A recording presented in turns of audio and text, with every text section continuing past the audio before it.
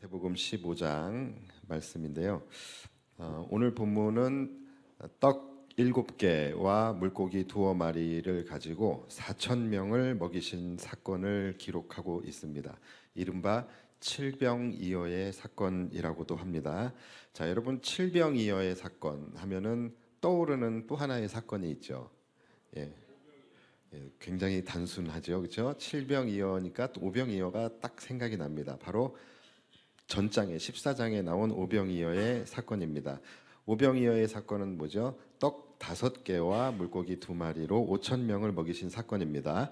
자, 그러면 우리가 이제 이 두 사건이 굉장히 비슷한 사건이죠. 그래서 이 두 사건의 공통점과 차이점을 우리가 좀 생각해 볼 필요가 있을 것 같아요. 자, 그래서 먼저 첫 번째로 차이점을 좀 우리가 알아볼 텐데요. 자, 이 두 사건의 차이점이 무엇일까요? 첫 번째는 일단 지역이 달라요. 그래서 오병이어 사건은 유대 땅에서 일어난 사건이고, 오늘 본문에 나오는 칠병이어의 사건은 이방 땅에서 일어난 일이에요. 그렇기 때문에 따라서 이 놀라운 기적의 은혜를 맛보고 배불리 먹게 된 그 은혜의 수혜자들은 오병이어 사건은 유대인들일 것이고 칠병이어의 사건은 이방인들이겠죠. 자, 또 뭐가 있을까요? 오병이어의 사건에는요, 이 무리들이 예수님과 하루 동안 같이 있게 됩니다. 그래서 하루 동안 예수님과 함께 있다가 저녁에 해가 지고 또 저녁이 되면서 이제 제자들이 이들을 해산시켜서 내려보내서 각기 동네에서 먹을 것을 먹게 하십시오라고 이제 얘기를 하죠. 그런데 오늘 본문에 나오는 칠병이어의 사건은 예수님께서 무리들과 무려 3일 동안 함께 있었어요. 예.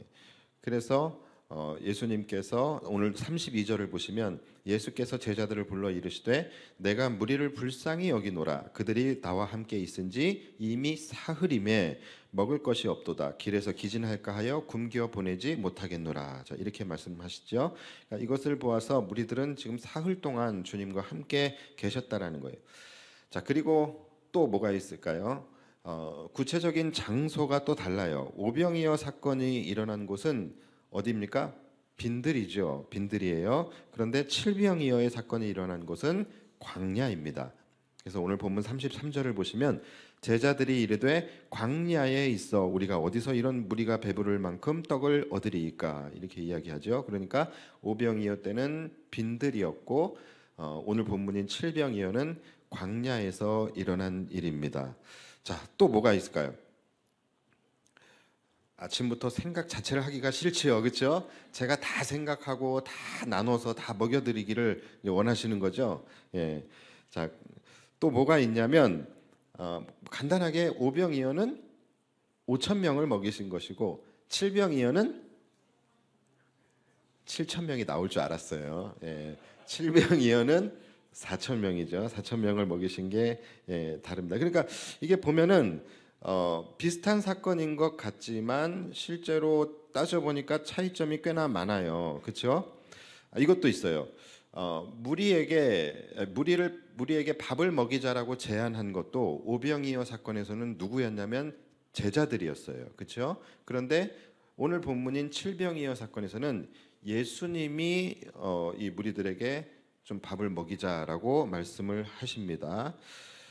또 뭐가 있냐면 오병이어에서는 무리들이 배불리 먹고 12바구니가 남았어요.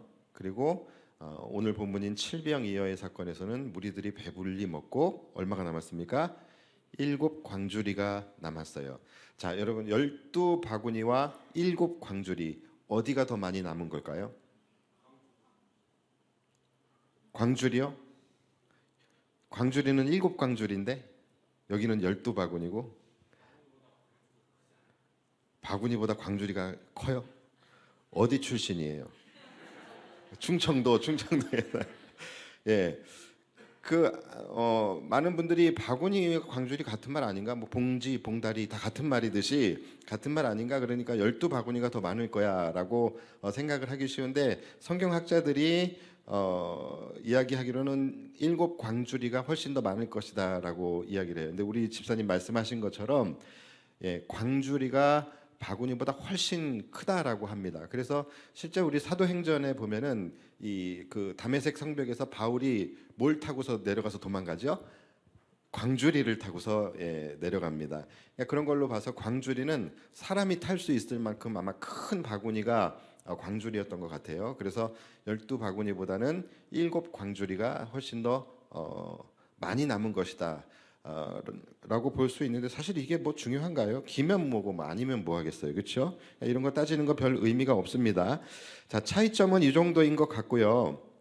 자, 그럼 이번에는 공통점을 좀 알아볼 필요가 있어요. 근데 우리가 이 공통점은 굉장히 주의 깊게 좀 눈여겨봐야 할 부분이에요. 공통점은 생각보다 많지 않아요. 한 2가지 정도로 볼 수 있을 것 같은데, 먼저 첫 번째 공통점이 뭐냐면 무리들이 예수님 앞으로 나왔다라는 것이죠. 그리고 예수님께서 주님 앞으로 나온 그 무리들의 각색 질병을 고쳐주셨다라는 거예요. 여러분, 이것이 공통점이에요. 오병이어 사건에서도 14장 14절을 보시면 예수께서 나오사 큰 무리를 보시고 불쌍히 여기사 그 중에 있는 병자를 고쳐주시니라. 자, 그리고 칠병이어 사건도 마찬가지예요. 오늘 보면 30절에서 31절을 보시면 큰 무리가 다리 저는 사람과 장애인과 맹인과 말 못하는 사람과 기타 여럿을 데리고 와서 예수의 발 앞에 앉힘에 고쳐주시니 말 못하는 사람이 말하고 장애인이 온전하게 되고 다리 저는 사람이 걸으며 맹인이 보는 것을 무리가 보고 놀랍게 여겨 이스라엘의 하나님께 영광을 돌리니라. 자, 그러니까 공통점은 뭐냐면 예수님께서 각색 병 걸린 자들을 고쳐주셨다라는 거예요. 예수님께서 14장 오병이어 사건에서는 유대인 병자들을 고쳐주셨을 것이고, 오늘 15장 칠병이어 사건에서는 이방인 병자들을 고쳐주셨을 것입니다. 자, 그렇다면 이제 문제, 예수님께서 병자들을 고쳐주실 때에 그들의 믿음을 보고 고쳐주셨을까요? 아니면 그들의 믿음의 여부와 상관없이 고쳐주셨을까요? 1번, 2번. 1, 2번 이렇게 정답은 2번이에요. 예수님께서 병자들을 고쳐주실 때 그들의 믿음을 보지 않으셨어요. 그들의 믿음이 있든 없든 상관없이 고쳐주셨습니다. 자, 여러분, 이것을 통해서 우리가 알 수 있는 것이 무엇입니까? 예수님께서는 우리 인간의 영혼의 문제뿐만이 아니라 우리의 삶의 문제, 또 육체의 문제까지도 외면치 않으시고 그것을 고쳐주시는 분이시다라는 것이죠. 그리고 유대인이나 이방인이나 죄가 있든 없든 믿음이 있든 없든 그것을 차별하지 않으시고 인간의 연약함을 외면하지 않으시고 그것을 고치시고 회복시켜 주신다라는 것이죠. 하나님의 자녀가 아니어도 믿음이 없어도 주님은 인간의 고통을 외면하지 않으신다라는 것입니다. 자, 그런데 여기에는 한 가지의 조건이 있습니다. 그 조건이 무엇이냐면 이들이 주님 앞으로 나아왔을 때라는 거예요. 여러분, 이것이 공통점이에요. 이것이 두 사건의 공통점입니다. 이들이 주님 앞에 나아왔을 때 고침을 받았다라는 거예요. 다리 저는 사람과 장애인과 맹인과 말 못하는 사람과 기타 여럿을 데리고 와서 예수의 발 앞에 앉힘에 고쳐주시니. 자, 주님 앞에 나온 자들이 다 고침을 받았다라는 것입니다. 그러니까 정리하면 주님 앞에 나온 자들이 배불리 먹게 되고 주님 앞에 나온 자들이 고침을 받게 되고 주님 앞에 나온 자들이 오병이어와 칠병이어의 기적 같은 놀라운 기적을 경험하게 되었다라는 것이죠. 그러니까 예수님 앞에 나와야 된다라는 거예요. 사실 마을 안에 병든 사람들이 없었겠습니까? 동네에 배고픈 사람들이 없었겠습니까? 자, 그런데 결국은 누가 고침을 받게 되고 누가 배불리 먹게 되었습니까? 예수님 앞으로 나온 자들이에요. 나온 자들이 결국 은혜를 받고 기적을 경험하게 됐다라는 것이죠. 그래서 여러분, 예수님 앞으로 나온 것이 가장 중요한 것입니다. 그런 의미에서 여러분들이 오늘 주님 앞에 이렇게 나오셨다라는 것은 정말로 잘한 것입니다. 칭찬합니다. 자, 여러분이 오늘 어떻게 해서 이 자리까지 나오게 되셨는지는 잘 모르겠어요. 각자의 이유가 있을 것이고 또 각자의 사연이 있을 것입니다. 누구는 믿음이 있기 때문에 여기 나오신 분들도 계실 것이고, 또 누구는 믿음이 없는데 왠지 나와야 할 것 같아서, 믿음이 없는데 왠지 천국은 가야 할 것 같아서, 믿음이 없는데 남편 손에 이끌려서, 아내 손에 이끌려서 이렇게 여기까지 나오신 분들도 계실 거예요. 또는 누구는 예배 자리에 나올 때에 기쁨으로 나오신 분도 있으실 테고, 또 어떤 분들은 마음이 상해서 내가 오늘 예배드릴 마음이 아닌데, 예배드릴 그런 정신도 아니고 그런 상황이지만 그래도 내가 예배의 자리는 지켜야 하기에 이 자리에 나오신 분들도 분명히 계실 거예요. 자, 그러나 여러분들이 어떻게 나오셨는지는 중요하지 않습니다. 여러분이 지금 예수님 앞으로 나아오셨다라는 것이 중요한 것이고, 주님 앞으로 나아오셨으니 잘하신 것입니다. 믿음이 없어도 괜찮아요. 유대인이든 이방인이든 괜찮아요. 여기 유대인은 없겠죠, 그렇죠? 유대인이든 뭐 이방인이든 괜찮아요. 죄가 많든 적든 아무 상관이 없습니다. 오늘 주님 앞으로 나아오셨으니 오늘 여러분들에게 회복이 일어나게 될 것입니다. 오늘 주님 앞으로 나아오셨으니 나아오신 여러분들의 삶의 문제, 육체의 문제, 육신의 문제들이 여러분들을 긍휼히 여겨주시는 그 주님의 그 긍휼의 은혜로 말미암아 온전히 회복되고 고쳐지게 될 줄 예수님의 이름으로 축복합니다. 자, 누가 이런 은혜 받는다고요? 하나님 앞에 나온 자들이에요. 이런 은혜를 나온 자들이 받는 거예요. 그래서 여러분들의 삶 속에서, 여러분들의 인생 속에서 내가 뭔가 고침이 필요하고 내 삶에 뭔가 변화가 필요하고 회복이 필요하다라고 생각되어지시는 분들이 혹시 계신다라고 한다면 날마다 예수님 앞에 나오셔야 합니다. 주일뿐만이 아니에요. 평일이건 뭐 주말이건 밤이건 낮이건 시간 날 때 딴 데 가지 마시고 예수님 앞에 나오셔서 고침받고 회복받으시기 바랍니다. 일단은 주님 앞으로 나오셔야지 그 다음에 고침도 받을 수 있고 회복도 받을 수 있는 거예요. 그러니까 여러분, 예배 빠지시는 것은 여러분들을 위해서도 절대로 빠지시면 안 되는 거예요. 예배 빠지신 거는 너무나 우리에게 큰 손해가 되는 것입니다. 벌써 오늘만 봐도 그렇잖아요. 오늘 여러분 교회에서 특식이 있는 날인데, 그렇죠? 오늘 나오신 분들만 배부름의 은혜를 경험하게 되는 것이죠. 그렇죠? 그런데 항상 보면은 사람들이 잘못 판단하는 게 있어요. 그게 뭐냐면 힘들수록 내가 뭔가 고침을 받고 회복이 되어야 할수록 예수님 앞에 나와야 하는 것인데, 사람들이 힘들고 시험 들면 교회를 안 나와요. 예수님 앞으로 나오지 않는다라는 거예요. 예수님 앞에 나와야 치유가 되고 회복이 되는 것인데, 오히려 힘들 때에 예수님을 멀리하고 예배를 멀리하게 된다라는 것이죠. 여러분, 이것은 명백한 사단의 속임수입니다. 사단의 속임수에 속지 마시기 바랍니다. 자, 그리고 두 번째 공통점이 있는데, 이 두 번째 공통점은 상당히 아쉬운 부분이에요. 자, 두 번째 공통점이 뭐냐면 바로 제자들의 반응입니다. 첫 번째, 오병이어의 사건에서 제자들의 반응이 어땠습니까? 주님, 우리가 이 많은 사람들을 어떻게 먹이겠습니까? 우리에게 200데나리온이 어디 있어서 어떻게 우리가 떡을 사서 이 많은 사람들에게 먹일 수 있겠습니까? 라고 반응을 했었죠. 자, 그런데 오늘 본문인 이 칠병이어의 사건에서도 이 제자들의 반응이 동일했어요. 오늘 33절을 보시면 이렇게 얘기합니다. 여기가 광야인데 우리가 어디서 이 많은 무리들에게 줄 떡을 구할 수 있겠습니까? 이렇게 반응을 해요. 굉장히 이게 아쉬운 부분이지만 어쨌든 간에 이 두 사건의 공통점이 바로 이거예요. 제자들의 믿음 없는 반응입니다. 자, 아까 우리가 차이점에서 나누었던 것처럼 오병이어의 사건에서는 제자들이 먼저 제안을 했습니다. 주님, 이들에게 뭔가 먹일 것이 있어야 되지 않겠습니까? 그러니까 차라리 동네에 내려가서 각자 먹을 것을 사 먹게 합시다. 이렇게 제안을 했어요. 자, 그런데 오늘 본문에서는 제자들이 제안한 것이 아니라 예수님이 제안을 하셨어요. 그렇죠? 자, 그것이 몇 절입니까? 32절입니까? 예수님께서 이렇게 말씀하세요. 내가 무리를 불쌍히 여기노라. 그들이 나와 함께 있은지 이미 사흘임에 먹을 것이 없도다. 길에서 기진할까 하여 굶겨 보내지 못하겠노라. 자, 예수님께서 이번에는 왜 먼저 말씀을 하셨을까요? 그리고 지금 예수님의 말씀을 여러분들이 한번 쫙 들어봤을 때에 그냥 이 무리들 뭐 좀 먹이자, 그냥 이 한마디면 끝날 것인데 뭔가 구구절절 제자들을 설득하는 것 같은 그런 느낌이 들어요. 내가 이들이 불쌍해. 그리고 이들이 지금 나와 함께 있었던 시간이 3일이나 되는데 먹을 것이 없어. 그냥 보내자니 이들이 가다가 기진하여 굶어 죽을까 염려가 되니까 이들에게 뭔가를 좀 먹여야 되겠어. 이렇게 지금 제자들에게 예수님이 구구절절 설명을 하시는 것 같아요. 자, 왜 예수님께서 이렇게 말씀하신 것일까요? 자, 이것은 예수님께서 제자들에게 보내시는 사인이었던 것이죠. 어떤 사인입니까? 너네 경험했었지. 바로 요 전장인 14장에서 니네 경험했었잖아. 오병이어의 사건 경험했었지. 그러니까 지금 똑같은 상황이야. 자, 이번에는 니네 잘 할 수 있겠지? 라고 사인을 보내시는 거예요.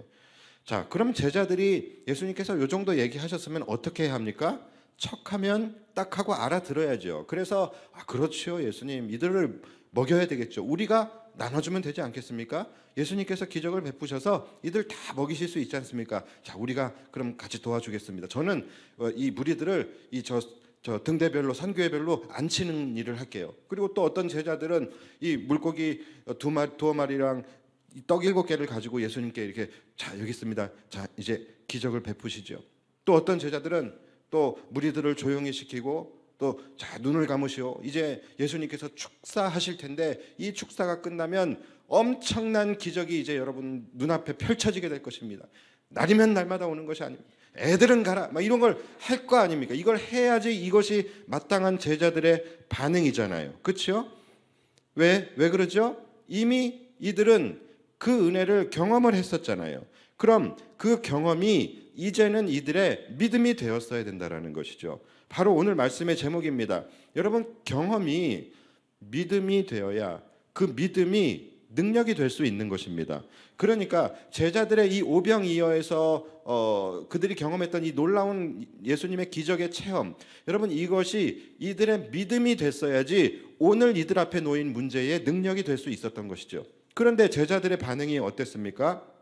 예수님께서 이들을 내가 굶겨 보내지 못하겠노라 이렇게 말씀을 하셨더니 마치 이들의 삶 속에 오병이어의 기적이 일어나지 않았던 것처럼, 마치 이들이 하나님의 은혜를 체험하지 못했던 사람들인 것처럼, 주님, 여기가 광야인데 이 많은 무리들이 먹을 떡을 우리가 어떻게 구하겠습니까? 이러고 앉아 있는 거예요.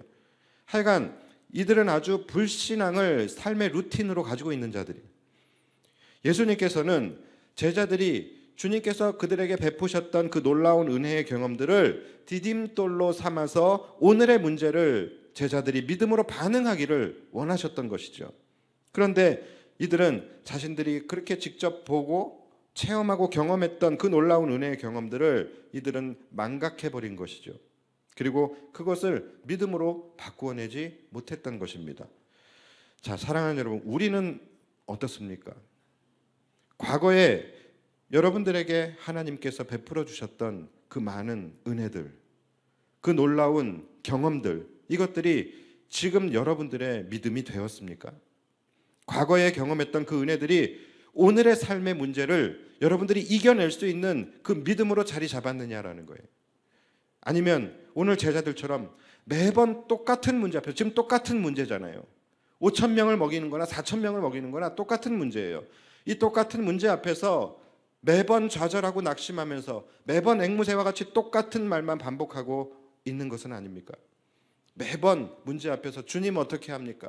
주님 배고픕니다. 주님 도와주십시오. 주님 두렵습니다. 주님 나 망하는 거 아닙니까? 매번 같은 반응을 보이며 살고 있지는 않으시냐라는 거예요.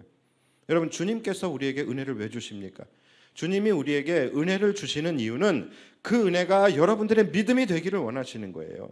그 믿음, 그 주님께서 베풀어 주신 그 은혜의 경험들이 여러분들의 믿음이 되기를 원하고, 그 은혜의 파편들, 그 은혜의 조각들이 쌓이고 다져져서 여러분들의 믿음이 더욱더 단단해지기를 주님은 원하시기 때문에 여러분들에게 은혜를 주시는 것이다라는 것이죠.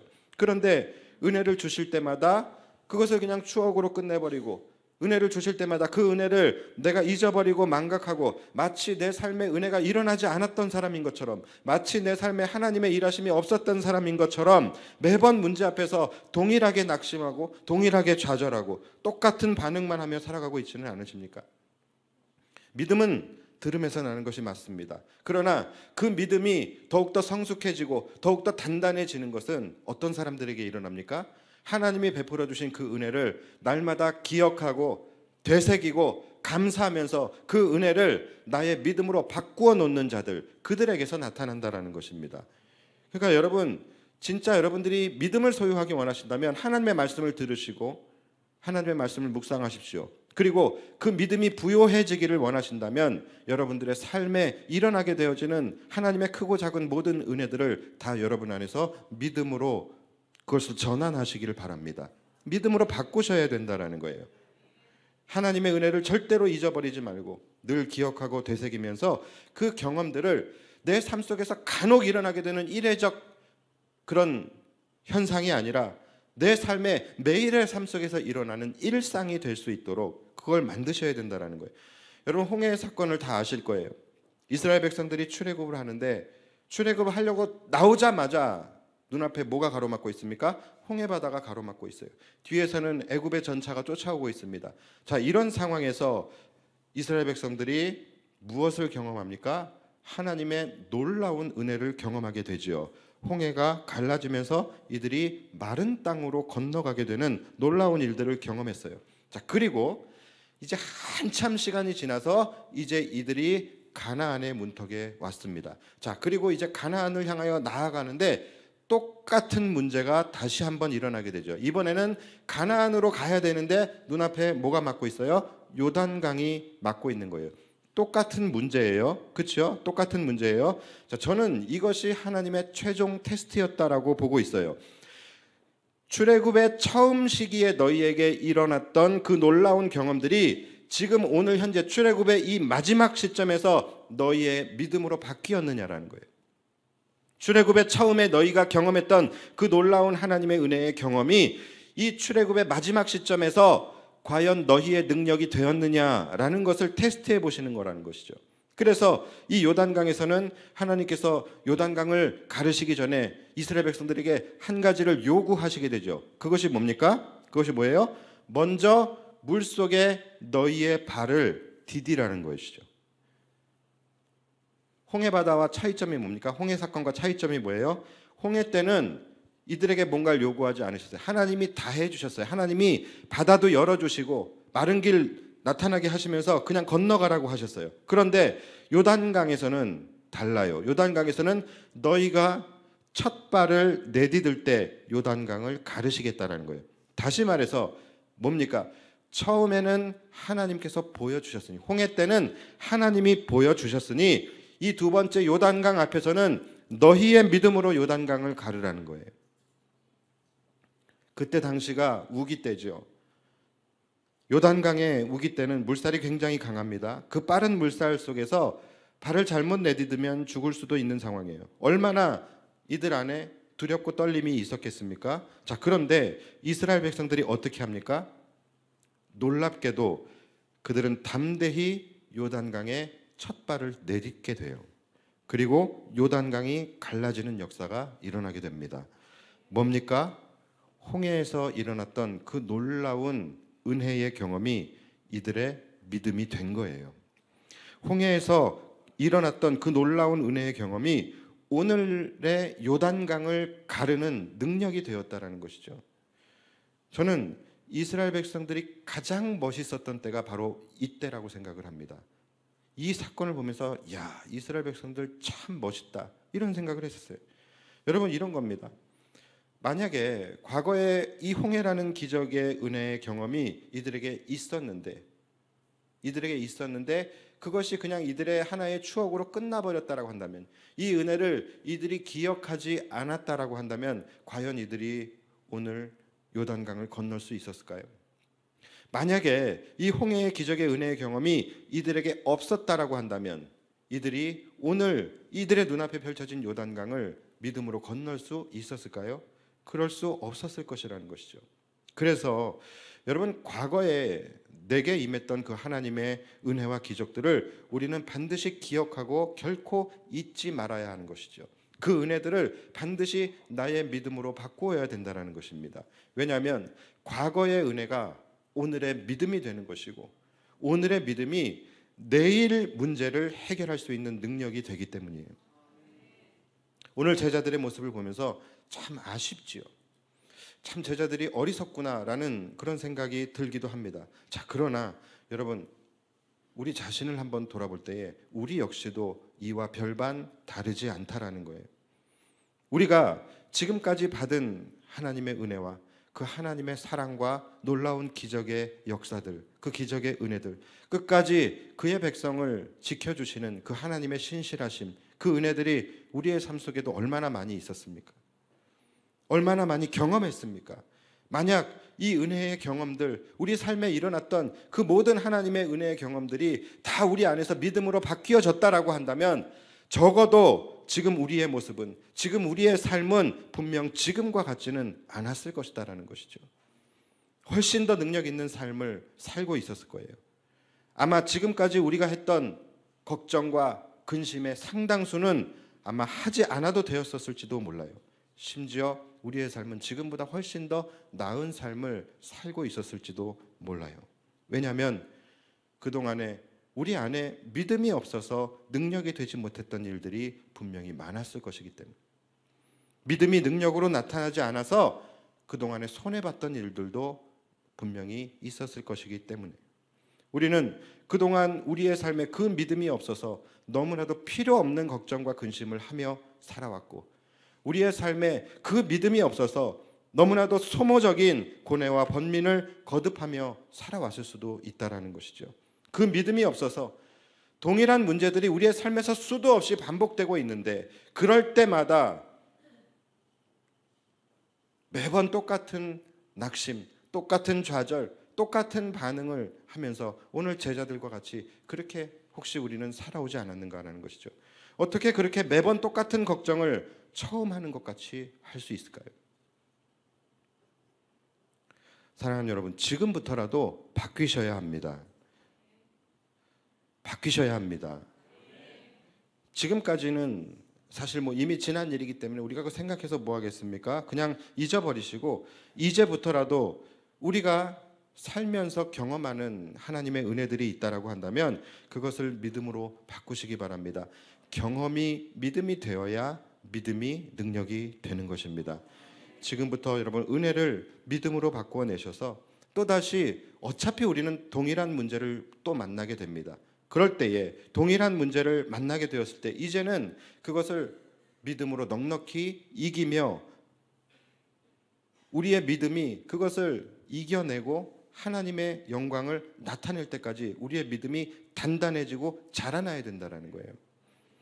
작은 경험, 작은 은혜의 경험, 이것부터 이 모든 것들이 우리 안에서 쌓이고 다져졌을 때 우리의 믿음이 더욱더 단단해지는 거예요. 꼭 막 홍해와 같은 그런 막 메가톤급 기적을 우리가 경험해야 된다, 그러는 거 아닙니다. 정말로 작은 은혜들, 그런 은혜들은 얼마나 많이 있습니까? 이런 거 하나하나 놓치지 마시고 다 그것을 기억하시고 이것을 우리의 믿음으로 전환했을 때 우리의 믿음이 더 단단한 믿음으로 뿌리를 내릴 수 있게 되는 것이죠.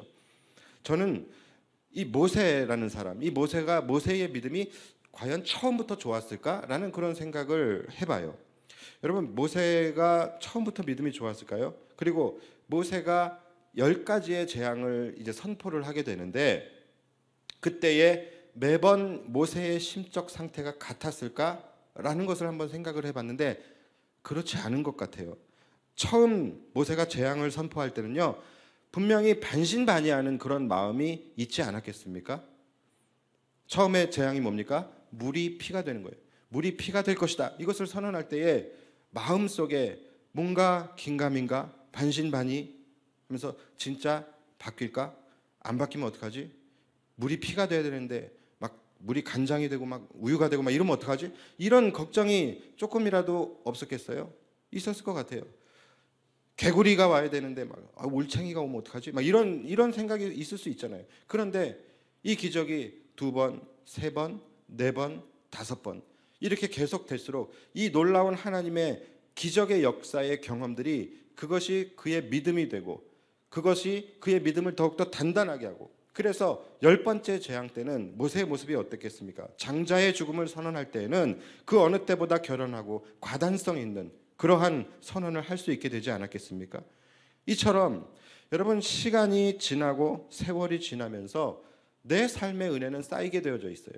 내 삶의 은혜가 쌓이게 될 때에 그때에 나의 믿음도 커지고 나의 믿음도 더 단단해져야지 맞는 것이죠. 그런데 많은 사람들이 20년 신앙생활을 하든 30년 신앙생활을 하든 50년 신앙생활을 하든 항상 똑같은 것이죠. 그래서 항상 똑같은 문제 앞에서 항상 똑같이 좌절하고 낙심하고 똑같은 반응을 보이는, 이것은 뭐가 문제가 있는 것이죠. 뭐가 문제가 있는 것입니까? 그동안 내가 받아왔던 그 은혜들을 잊어버린 거예요. 그 은혜들을 나의 믿음으로 전환시키지 못했던 거예요. 50년 신앙생활을 했으면 얼마나 많은 은혜가 쌓였겠습니까? 그것이 내 믿음으로 다 바뀌었어도 내 믿음은 지금 그 어느 것에서도 흔들리지 않을 수 있는 단단한 믿음이 되었을 텐데, 내가 지금 동일한 문제 앞에서 넘어지고 있다라고 한다면 뭔가 우리의 신앙생활은 잘못되었다라는 것이죠. 하나님도 지치시지 않겠습니까? 매번 동일한 것을 은혜를 주시는데 매번 동일한 곳에서 은혜의 부요함을 나타내지 못하고 있다면, 돈 걱정, 우리 매번 하는 걱정이 뭡니까? 그놈의 돈 걱정, 자녀 걱정, 진로 걱정, 미래 걱정, 이런 걱정 여러분 우리 처음 하는 게 아니잖아요. 그동안의 삶 속에서 얼마나 많은 반복을 해왔습니까? 분명 과거에도 이런 걱정을 했었단 말이죠. 그런데 그때마다 우리는 기도했었고 그때마다 하나님께서 어떤 모양으로든 은혜 주셔서 그런 상황들을 잘 넘기게 해주시고 그랬기 때문에 오늘 우리가 이 자리에 있는 것이잖아요. 그런데 매번 그때가 될 때마다 어김없이 정기적인 행사인 것처럼 같이 동일한 걱정, 동일한 반응을 하게 된다면 은혜를 주시는 주님의 입장에서도 지치지 않으시겠습니까? 만약에 예수님께서 여러분들을 볼 때마다 너 누구냐? 라고 하신다면 좋겠어요? 똑같은 거잖아요. 여러분들이 그동안에 계속해서 만나고 경험했던 예수님을 기억하지 못하는 거예요. 오늘부터 바뀌시기를 축원합니다. 작은 은혜에서부터 여러분들의 믿음으로 바꾸는 연습을 하시기를 바랍니다. 그래서 작은 믿음들이, 작은 은혜들이 내 안에서 쌓이고 다져지고 그렇게 단단해지게 되면은 우리는 이 세상의 어떤 문제를 만나도 이전과 같은 반응이 아니라 우리 안에 있는 믿음으로 넉넉히 이기며 살아갈 수 있는 능력의 백성이 될 수 있는 것이죠.